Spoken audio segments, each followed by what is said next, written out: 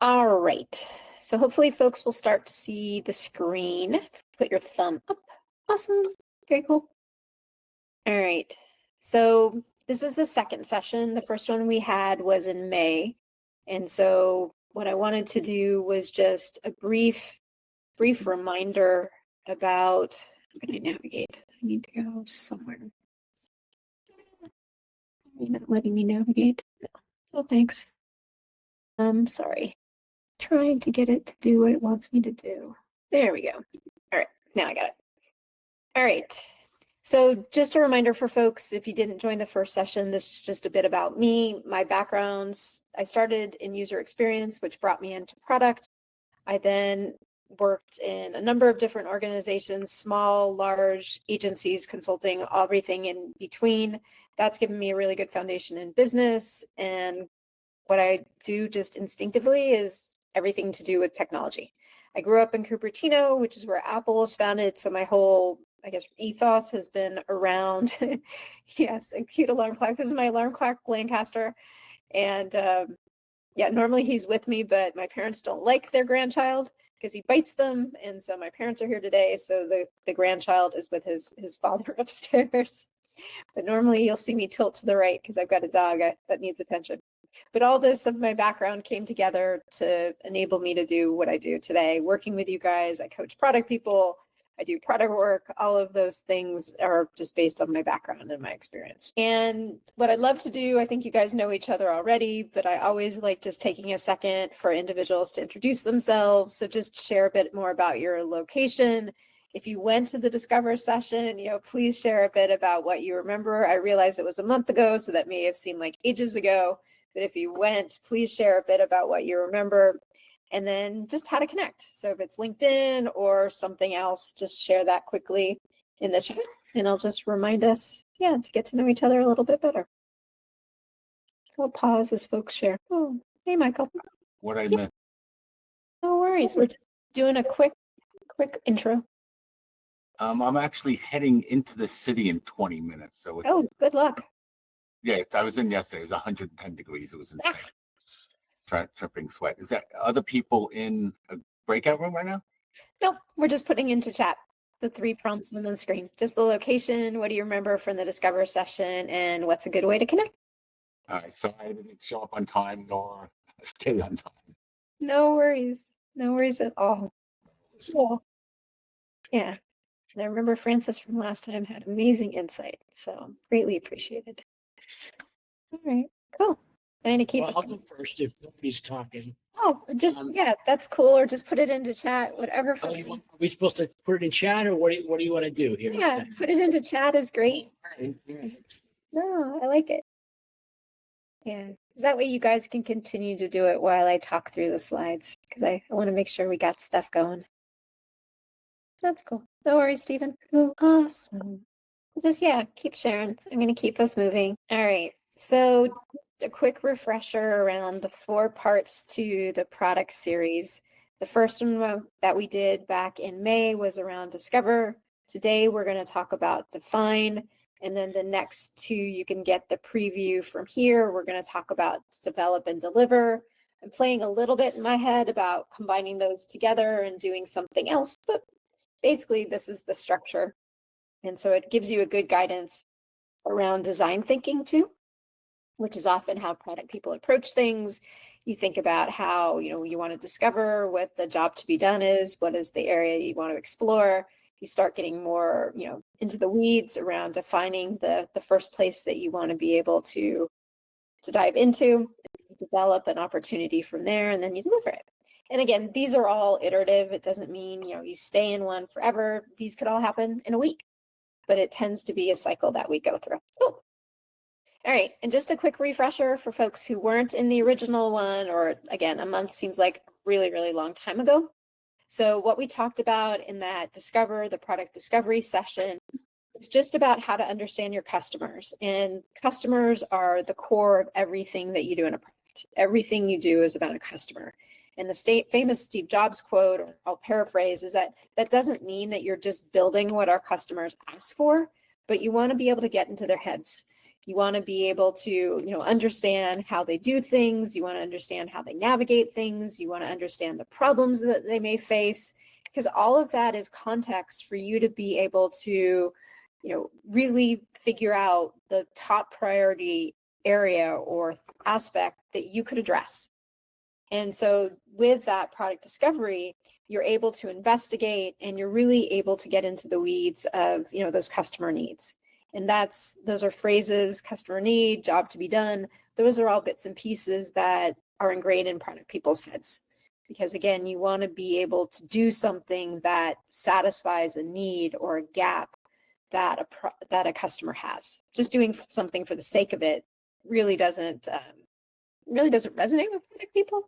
We typically want to do things because there's a value and impact that they're going to have for our customers. And so the discovery helps us to determine what that is or where to focus. And so in the discover, that set everything up.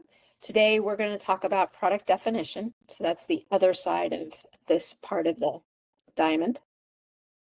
And so what is product definition? And it's about narrowing down and focusing. Because when you're discovering, you want to be quite expansive. You want to be able to think about all the opportunities, and you want to be able to use that insight to determine what is the biggest pain point for your customer. And based on that, you're going to have a lot of different ways that you can actually address it.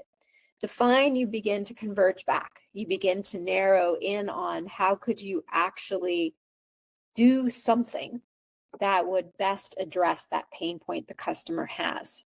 So you're taking all of that information that you gathered during discovery and you're synthesizing it. And often people will turn it into a problem statement. They'll turn it into a challenge they want to address, but they do that in order to have common points of reference, common artifacts, common context to share with the people that they're working with. And so even with AI, product people don't live in isolation. We're always working with designers, we're always working with engineers. Even with all the AI tools, you can get to a certain point, but you still need a designer to make it look unique. You still need a developer to be able to build things out so it can scale. You need customer support. When a customer has a problem, they can talk to a bot, but when it's really complex, they really want to talk to a person. So product people don't live in isolation. So all of this information that you bring together in product definition really helps to create that shared context, that shared mental model that helps the other people that you're working with. So in a startup, people are wearing a lot of different hats, but without that definition of, what are we doing? Why are we doing it? There's going to be different stories that are playing in people's heads. And so through product definition, you can make sure that everybody's, got the same movie in their head, that they've got the same plot line, they've got the same story, and that really helps you ensure that everybody's heading in the same direction. So again, that's why product definition is so important. So what are some of the hiccups or between product discovery and product definition? Sometimes it appears, because the information was gathered, I'm going to be blunt, through AI. And that insight may not have been real. It may have been something that was assumed. It may have been something that was for a different audience, and AI was just connecting dots in a really wonky way. And so I do believe that there's still a tremendous amount of value in talking to people, because that will help you really identify. Thank you, Francis. That will really help you identify the true pain point. It'll help you identify what the words are that resonate with your customer, and it'll really, really help you prioritize. So all of that comes together, as you can see there, to identify the problem you need to solve. And again, folks will refer to the job to be done. You can choose your desired phrasing or your preferred phrasing, but it's all getting you to that right point. And by talking to people, you really, really feel the heart, the soul, the pain that they're going through. And that really helps you to bring information together. I think AI is amazing at synthesizing the information that you've captured.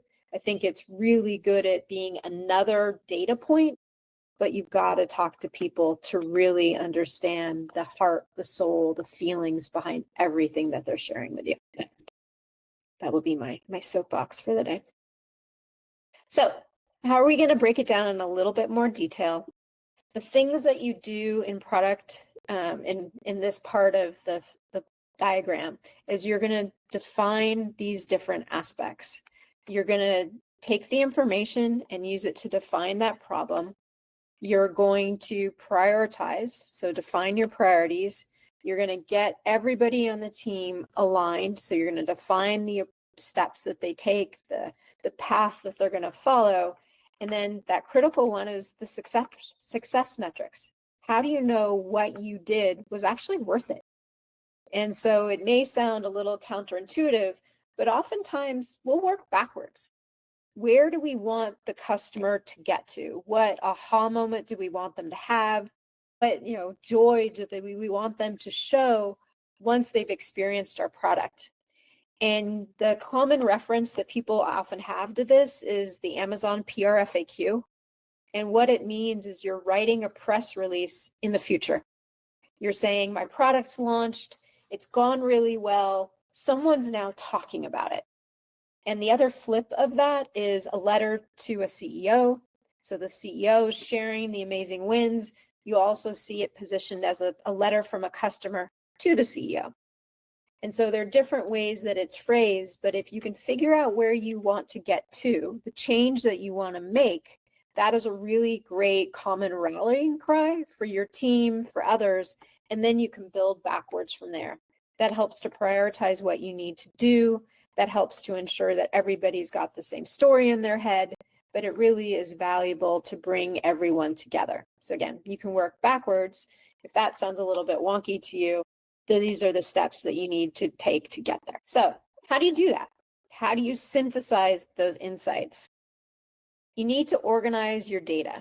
And what do I mean by data? You're going to be talking to customers. And so you're going to have a lot of user feedback. That's data. You're going to be doing market research. You want to know what some of the trends are. You want to know what's happening today and do a little bit of crystal balling into the future. That market research is data. Your competitors are data. And again, I'm not saying to copy a competitor.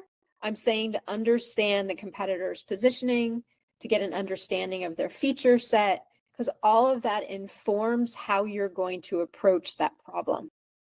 And then that piece with grouping similar findings together, AI is great there. You give it all of your data, it can do an amazing synthesis for you. And that really helps. I still believe you need to have someone look it over, make sure it makes sense, because it likes to hallucinate, it likes to sound even more amazing. So you do need to have that checks and balances, but it's really good at summarizing a lot of data. And then from there, you take those themes and you can identify the key points. And those are essentially, digging for gold or finding that pearl. You want to pull out those pieces that are going to really resonate with a customer, what they were really saying, but you want it to be something that's realistic for you. Because sometimes those nuggets of insight are incredible, but it doesn't reflect something your team can do, or it doesn't reflect something that's aligned with your brand, to go back to Lyle's talks. So you want to ensure that what you surface, what that key insight is packaged in a way so that it's realistic for you to be able to pursue. And all of that comes together to be able to create that aha moment for your customer.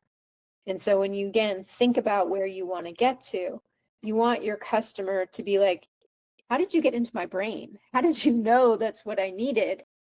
You want them to be like, how did I live without this? And so there's a quote about someone named Sean Ellis, and it's, you want people to say, I could never live without this, that their lives before that offering that you're providing didn't have as much meaning as it does today. That's kind of where you want to get to.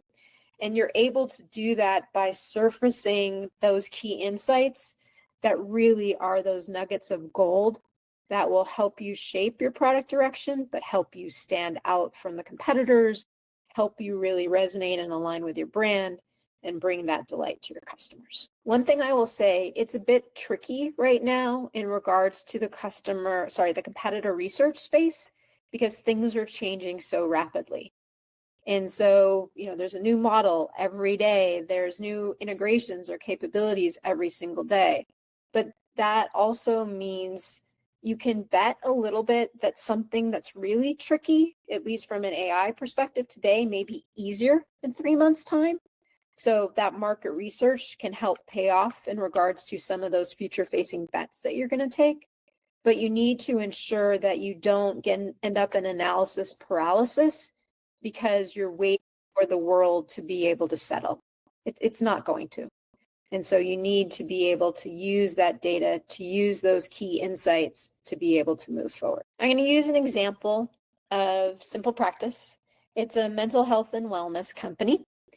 And it's where I worked previously. Eliana, someone wants to join. Can you admit them? Is that okay? You see him? Let me see. I don't have it. I don't see the pop-up. Okay. Do you see it, Michael?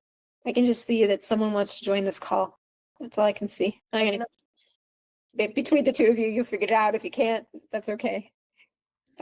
With Simple Practice, we had a new feature that we were looking to introduce. It had been a pain point for our customers. And if anybody's, gone to a therapist or, even gone to a doctor, there's a lot of paperwork that you need to fill out. And being able to manage paperwork was a pain point for all of the therapists that were using Simple Practice. They wanted it to be simpler, easier. They wanted to be able to spend time with their customers. They didn't want to have to sit there in a lot of documentation processing.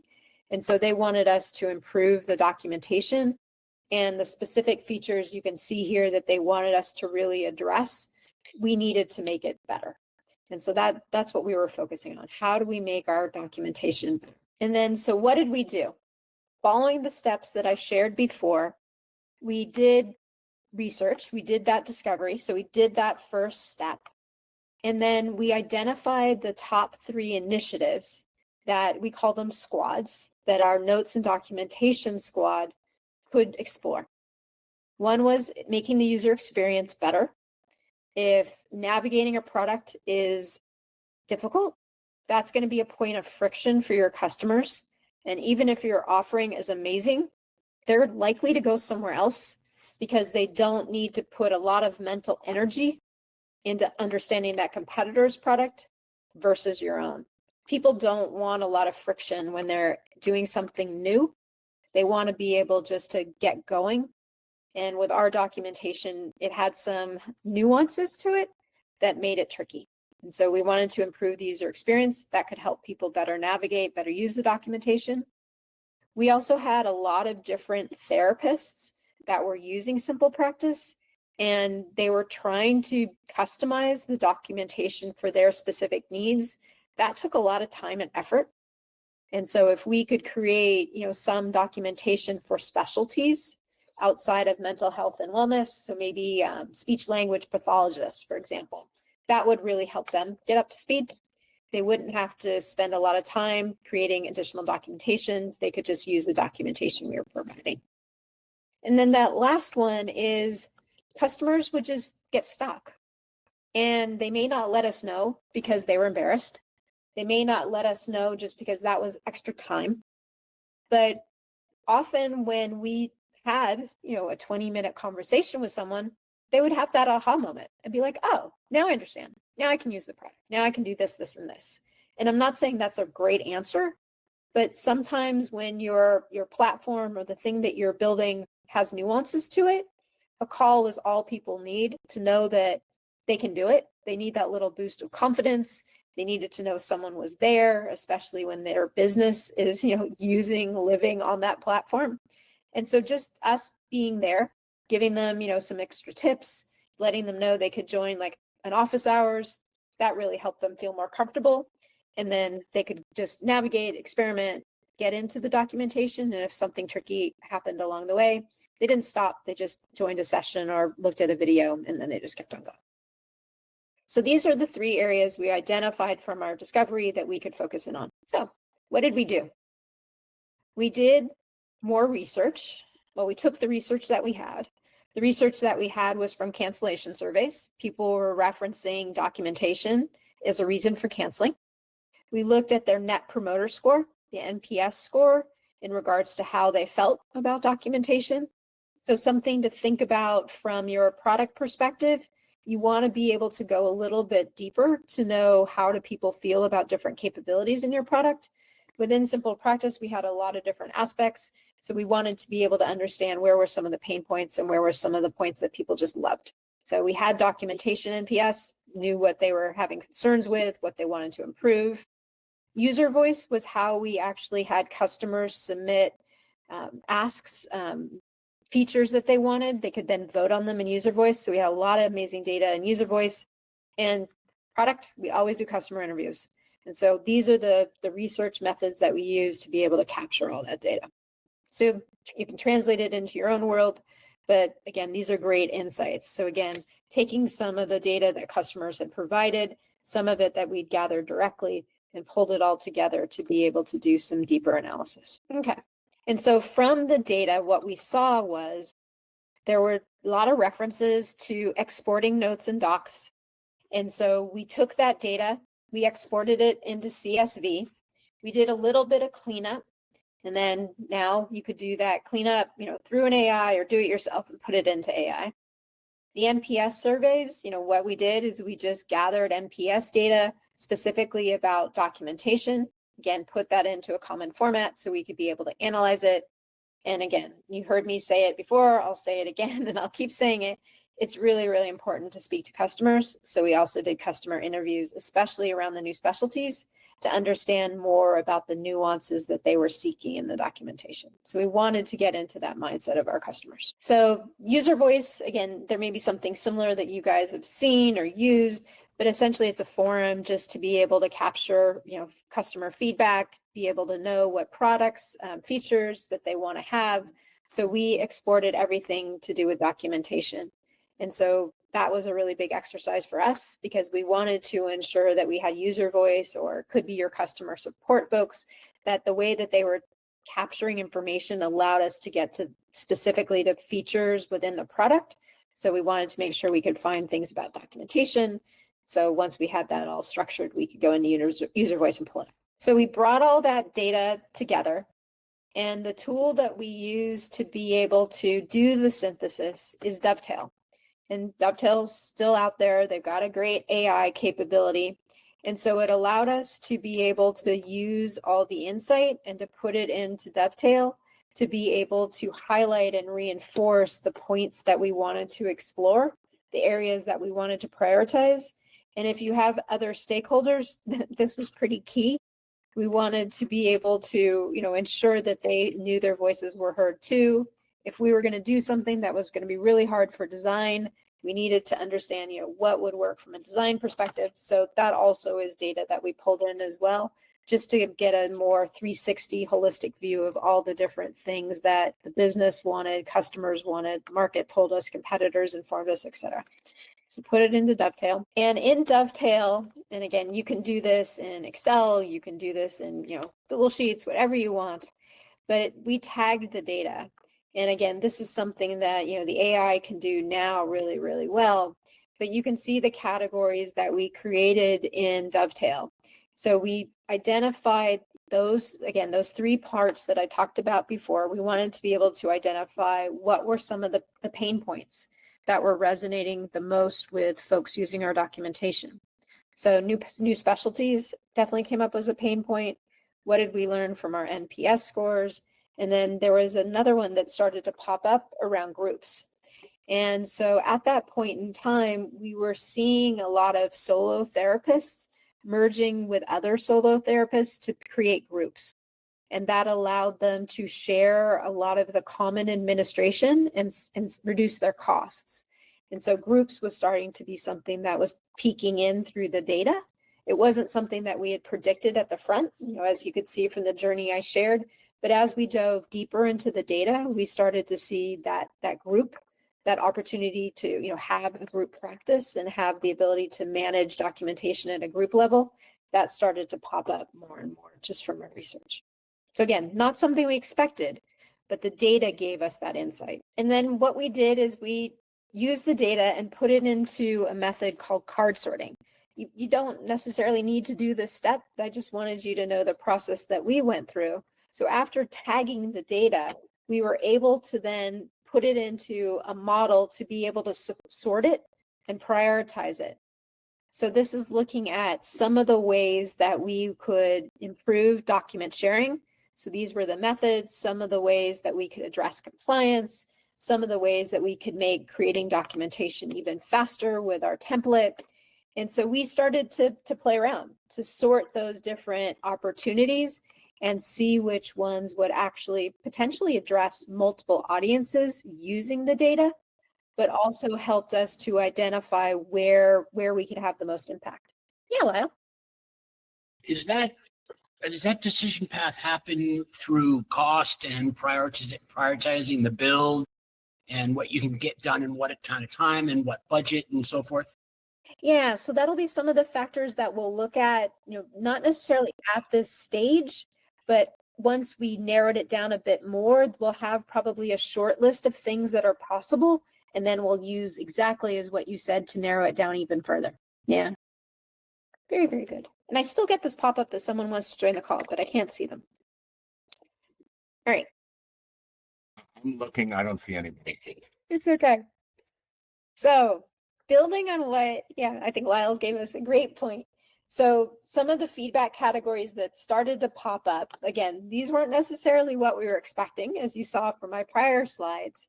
Now I'm getting multiple people. So now we need to figure this out.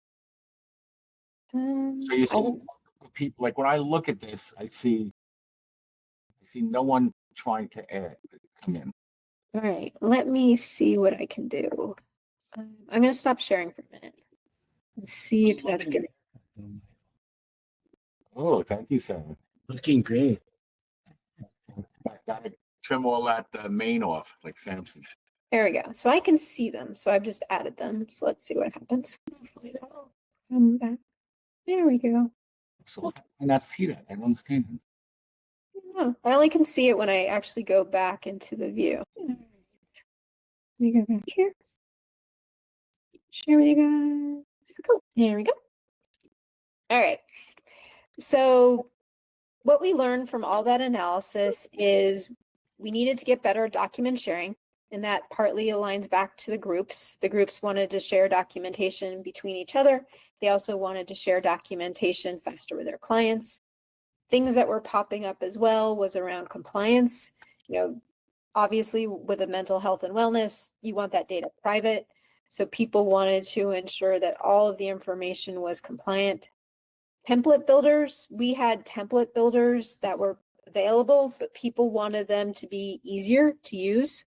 And so that would be a way that we could help, the new specialties. That was a way we could help groups. So that template builder, improving it would definitely help across the board. And faster documentation, goes back to, improve it, make it easier. And so people just wanted to, in a sense, feel more confidence that documentation can be completed faster. Because when you're a therapist or a coach or a consultant, signing agreements, that's kind of like when you're make or break if someone's actually going to work with you. And if your documentation is overkill, people may just walk. And so they wanted to make sure that their documentation was going to be compliant, but also was going to be available in a way that didn't cause the client so much concern that they just left. So this is what we learned after analyzing the data further, and then going through that card sorting and prioritizing more, identifying deeper themes, grouping things together a little bit more. This is where we started to hone in on. And again, this isn't where we started, but this is where the data showed us. And again, the customer insight is the data, all of those different facets came together. So this is where Lyle's point comes in. We've got these areas that we think we want to focus on, but now we need to get the team aligned. And that will cause us to pivot. That may cause us to pull in other ideas. That may cause us to reevaluate an approach. And so now that we had data synthesized in a way that it was consumable, we could start bringing it out to the wider team to be able to help us address. And I think it's awesome if you have the team working with you throughout. Some folks find that overwhelming. I know some engineers just don't like diving into the data. They just want to build something. And so you got to manage how much information you're sharing just based on the folks that you're working with. Within Simple Practice, we tended to do the research beforehand, share that research all along their way. And then we had a consolidated, set of insights that we could share. That's when we started to go deeper with our stakeholders. But again, different ways people can work. And so we did collaborative workshops, with development and with design and with others. We wanted to make sure that we had a cadence to be able to continue working together and sharing that insight. So it's not just one and done. It's going to be an ongoing process to be able to, build a product that has customers, end up in a state of delight. And you want to continue to share that more broadly with the organization so that they understand what you're working towards, they understand why you're working towards it. So this is in a small group. This is, getting a little bit bigger, and then the shared understanding goes even bigger from there. So essentially you're communicating across the organization, but you got to make sure that working group has knowledge, and then you can escalate it from there or amplify it from there. So how do you frame a problem? And there are lots of templates. You can, choose the ones that work best for you. I really want to make sure that the problem statement is framed in the customer's perspective, because again, that helps to get into the lens, the mindset of the customer. And that really helps all parts of your team, your working group, think like the customer. So the problem statement, I think, is always good to frame in the voice of the customer. And you can see there, doing so really gives you an opportunity to create more alignment across the group. And so problem statements, you want it to be specific. You want it to be, capturing the essence of what you're doing. And one of the common ways that folks will do it is, how might we? How might we do X, Y, and Z? And then that's a really simple, straightforward way to bring people together. And then, going back to what Lyle was saying, it's something that you want to test. Because if you create something you can't build, if you create something that is out of the price range for the organization or out of the skill set of the organization, you can't test it because you can't really create it. And it's not going to get you where you want to go because you can't afford to do it. And so testability is really key, because you want to ensure it resonates with the business, but you also obviously want to make sure it resonates with the customer. Yeah, go Lyle. So I keep asking these questions, sorry. Perfect. Isn't there a lean way to go through that, where you go through sprints and you have a more integrated team looking at each stage so that you don't go too far down one path before you move on to the next path in product development? Yeah, and so that's how I use like the discover, define, develop, deliver. So you're not developing at this stage. You're more iterating on what the discovery revealed, and you're defining it in a narrow way to be able to pursue. And so your question's perfect, because you want to do all of this quite quickly, because you want to be able to iterate on that opportunity that you're pursuing. I'm going into detail because I want you guys to have frameworks and reference to be able to follow, but exactly as you're saying, you want to do this in an iterative manner quite rapidly. Cool. Awesome. So problem statements, here's some of the ways that, I would approach things. Again, how might we, that I shared on the prior slide, is definitely a way to write up the problem statement. You want to think about the problem, just define it and, describe the issues quite clearly, again, with the customer facing lens. Who is it affecting? You want to, again, have that be in the voice of the customer. Why does it matter? Why should we do this? And what is the evidence that supports it? So you want to be able to build a really powerful statement that reflects these points. And so for us, this was our problem statement. Mental health and wellness practitioners are overwhelmed by administrative tasks such as scheduling, billing, and client management, which reduces the time they can dedicate to providing care and growing their practice. So again, I broke it down. You'll notice it doesn't talk about a solution, because as Lyle's bringing up again, we want to be able to evolve and iterate together as a team. It's actionable. It's something we could pursue, but we're going to work together in that iterative manner to be able to solve or address this problem statement. But this problem statement allows us all to get aligned. Okay, it's understandable, It's in the voice of the customer. Again, you could turn this into a how might we help, overwhelmed mental health and wellness practitioners with their administrative tasks. So again, there are different ways you can form a problem statement. This is how we did it at Simple Practice. All right. And so I like this because as a team, you ask people, what can we do? Anything. But that doesn't mean you're going to do everything.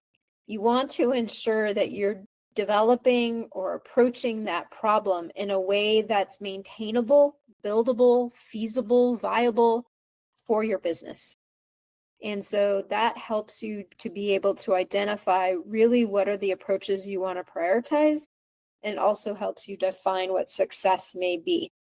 And so ensuring that you're going down a path that's going to address a customer need in a way that's realistic for you and your business and will bring that delight to your customer, that will help you prioritize the approaches that you want to take.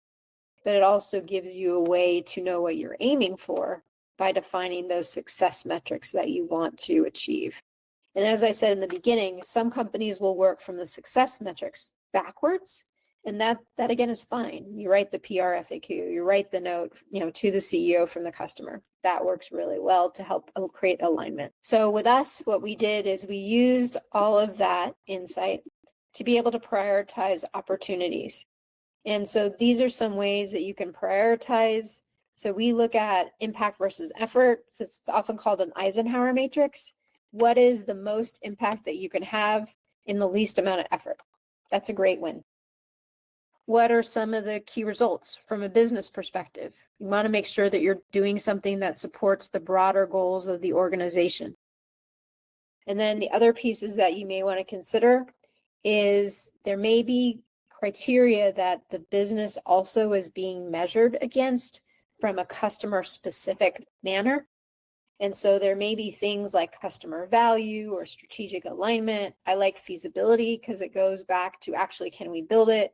Those are some of the things you want to consider as well as you're defining the approach that you're going to take. And then that bottom right one is also building on the viability. How viable is it that we could actually build it? There's going to be a lot of value, but if it's really complex for your team to build, they may just get stuck in the weeds. Folks may get demotivated. It may not turn out to be worth the effort. So I think it's also really important to look at that value versus complexity. Similar to the impact versus effort, you want to focus on what can you get in a high value manner, what could be high value to the customer, but hopefully have low complexity for you to actually introduce or to build. So again, these are ways you can prioritize. So you got all of that together, and what are you going to do with that insight? What are you going to build towards? What is that goal that you're trying to achieve? For us, we wanted to have more customers get through that onboarding. So that would be through the documentation being simpler, faster, easier to complete. We wanted to reduce the number of customer tickets because that would also mean or infer that the clients, both from the therapists as well as therapists who are our clients, we wanted them to have less support tickets because that meant it was more intuitive for them to use. We wanted to boost their satisfaction with documentation, again, because we hope that will make them stickier and stay longer with Simple Practice. And then you have those pieces coming together. We hope that that meant that they would improve their adoption of our other product areas as well. So this is kind of what we targeted as metrics. And there's more detail behind these, but these were the high level areas that we were going to focus on. So that would be how we know we've achieved success. So how could you do these things with AI as it is today? I shared Dovetail. Dovetail is definitely a great tool, got AI built in, things you could look at and explore. Here's some other ones that you can use too. Condense.io, it can store and analyze customer information. Similar to Dovetail. Dovetail's just been around, so it's got some experience, it's been around the block. So that's kind of why I still like them. Hey Marvin, I really like their logo. I really like their name. They tend to be popping up more and more. Folks are using them or giving them a try just to be able to get more understanding, across the data as well. Userberry is going directly, head to head with Dovetail. But again, different people like different tools. So these are just some that you can try out. The AI tools tend to have like a free trial for a certain period of time. So if there's a project that you're interested in exploring, these could be ones that you could test out and play with and see what you think. This is another one that's come up. I've seen more people talk about Listen Labs. And so their video was kind of fun, just saying what it could do. But it's helping you to be able to analyze the data, again, in a similar method to Dovetail. Some of these, the thing being that they're AI first because they were built after the AI wave. Some people find that that means they're more intuitive, they're easier to use, they're more knowledgeable. 6 of one, half dozen of another. But summary being, there are a lot of tools out there in this space that you could use. These are just some to be able to explore. And again, my experience has been that they mostly have some type of free tier or free offering. So it's a good way just to try them out and see what you think. All right. One of the things I'm going to do just to wrap us up, and it builds on what we talked about in the Discover in the first session, and it goes in nicely for today. And it also ties in well to prioritization, because you're doing this for a customer. And you're going to have, as you grow, you're going to have lots of customers. Some of them are not going to be as important to you as others. And so part of your prioritization is to identify your ideal customer. And that is something that as a business you should do. What you use during Discover will help you get there. How you define what you're going to build will reinforce it. And so there are a lot of different ways that we could have prioritized the data that we captured about documentation. But what we did is validated it against the ideal customer profile. So there will be certain customers that are edge cases. We didn't prioritize based on their needs. There are going to be certain customers that love you, but to be blunt, don't pay you that much. So we didn't prioritize them. We prioritized based on who the ideal customer profile was for simple practice. So we had a definition of what our ideal customer was. And that was part of our criteria for prioritizing how we looked at capabilities we were going to build. And we wanted to make sure, again, from our success metrics, that our ideal customers were those that were experiencing the benefits. Obviously, if others did, that's great. But it's more of a ripple effect. We wanted to make sure that our ideal customers were satisfied and were staying. So how do you do that? And this came up a little bit in the first session, which is why I wanted to dive into it a bit before. So how do you identify your ideal customer? The right ideal customer is going to be the one that's helping you differentiate between struggling to gain traction and finding that product market fit. And so, for example, a couple of the startups I'm working with now have customers that are using their product and using it lots. And so they want to be able to identify more about the characteristics of those customers, what's causing them to use the product more. And so my recommendation was talk to those customers. Get an understanding of what's causing the product to really resonate with them by talking to them, because you're going to identify some criteria that most likely is a theme across those customers. And then that can help you formulate what your ideal customer profile should be. One of the biggest gotchas that you'll see from companies in front is one of, just an example, is if you don't think about your ICP, your ideal customer, early enough, you're building things that they may not appreciate. They're building things that may make you feel great as a business, but your customers don't really care about. And so identifying your ideal customer profile early on, especially through that discover and definition, is really helpful to be able to narrow in what you want to do and ensure that what you do resonates with the right audience. So how do you do it? Start with your best guess. And what I mean is, as soon as your product is out in the market, and it may be with friends and family, it may be with others, start gathering information. Start talking to them, start doing some of the research that I shared earlier in the slides, but you want to start identifying characteristics about those customers who are coming back again and again. And as I was talking to the startup I'm helping yesterday, they're small. They've got 3 customers who keep coming back. And so my conversation with them was identify those themes across those 3 customers. It's not many, but it's something. So start using that to see what it is that they have in common, and then narrow it more, because you want to be able to start with a narrow ICP to ensure that they're being satisfied before you go broader. Having too broad of an ICP means you're trying to make too many people happy. And so by narrowing, you're helping to identify that those core people who are going to make your business successful. And once you've got them hooked, then you can expand. So get really, really narrow as a start. So again, just an example, I'm in San Francisco. Narrow down to a certain number of employees in California. That's pretty narrow. You want to pay attention to the enthusiasm from those customers. Canva's just, I'm glad I used an Australian example, but Canva's an amazing one because they started to realize that those were their ideal customers when they saw people on social media sharing how much easier it was for them to be able to create visual content for Instagram and Pinterest. They started to talk about it, and that helped them identify who it was that really got their product and helped them to identify who they should double down on. Okay, so start with that best guess. Talk to those people that are using your product on a reoccurring basis, understand what it is about the product that they love, narrow down that definition, and then, talk to them, see what they're doing, seeing how they're sharing it, and then seeing all of that information come to life.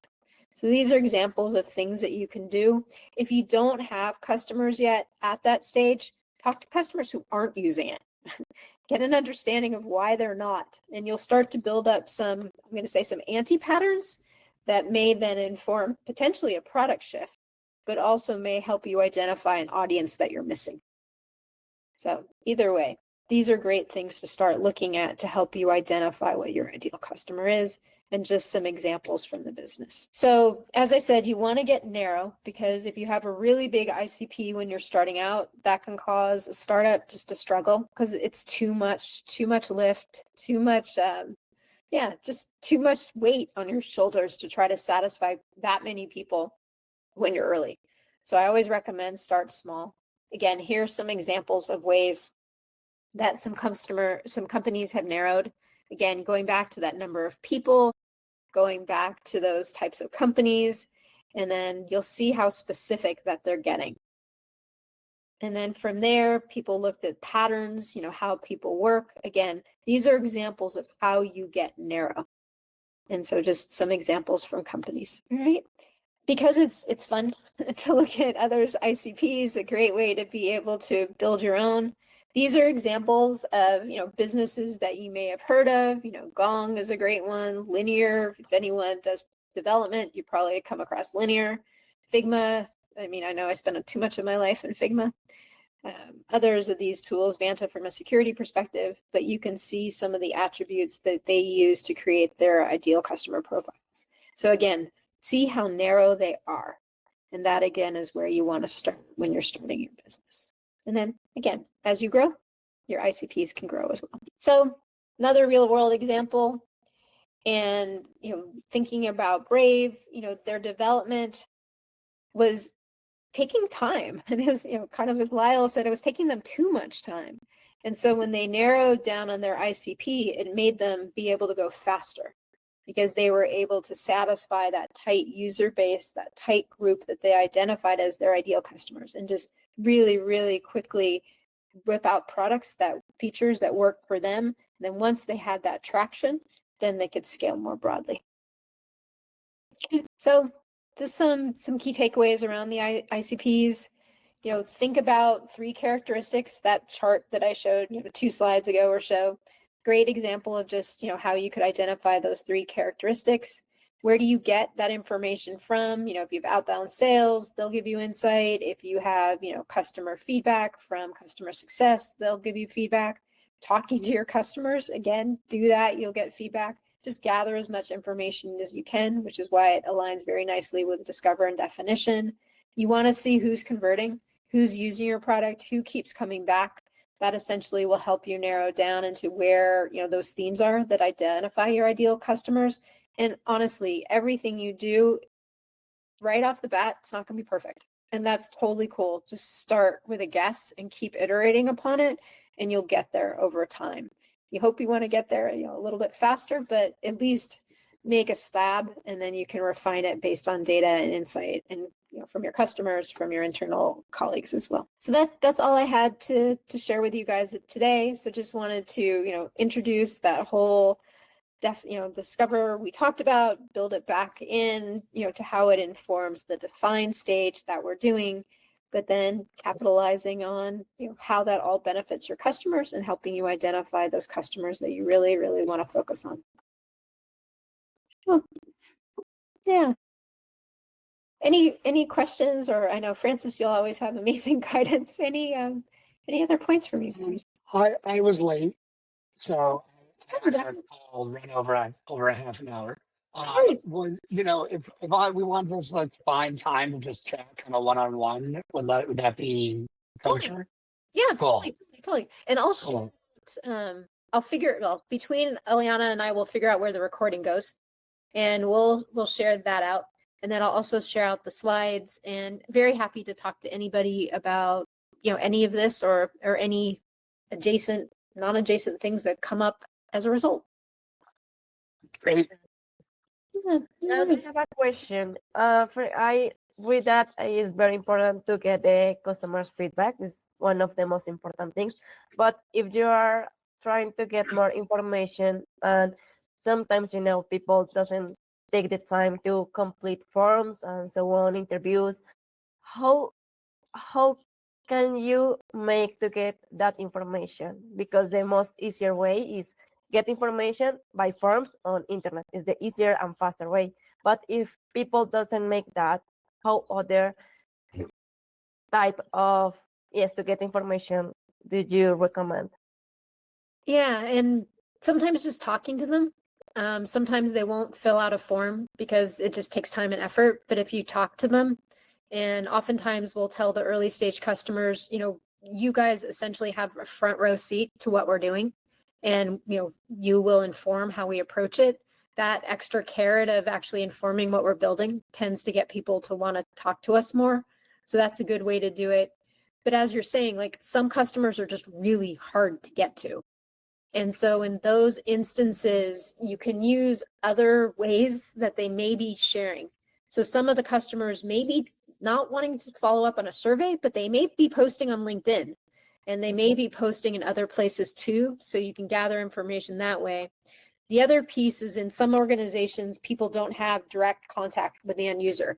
And so you end up in a situation of customer proxies, where you're talking to sales or you're talking to customer success who have those one-on-one conversations. So in a scenario where you may not have the desired level of customer access, you can talk to those proxies such as sales and customer success to get more information. What do you think about like offering like a gift card, like $100 to Amazon? Yeah, totally. Francis's point is great to go along with salespeople. Jacob, on your point, I've found you end up with a certain type of person when you pay. Okay. But I'll be honest, some customers, that's the only way you can get them. So it's knowing your customer audience if you're going to end up with folks that are biased or not. I also, if I'm going to pay someone, I'm not going to pay them much money, because I don't want people to do it just for the money. Online forums, when they talk amongst themselves, you can learn a lot. Totally. That's why I loved user voice, because you would see people just complaining about things and quote, they weren't talking to us, but they were talking to us. Okay, so for example, in that case that you mentioned that people share things on LinkedIn, you can recommend that, just an example is, hello, I read your comment and I would like to know something, and so on with details. Okay. Yeah, Okay. and just asking if they can speak to you, kind of like Jacob did, can I talk to you afterwards? And, maybe even 5 minutes, see what people do. But you want people that are excited or, feel that there's value in giving you their feedback. And so you want to make them feel special. Okay, thank you so much, Diana. It was very, very great information. No problem. So we'll share the recording. Oh, Colleen, do you have a question? Yeah, real quickly, Diana, I love this information. I run a nonprofit and I also run a business that helps women entrepreneurs.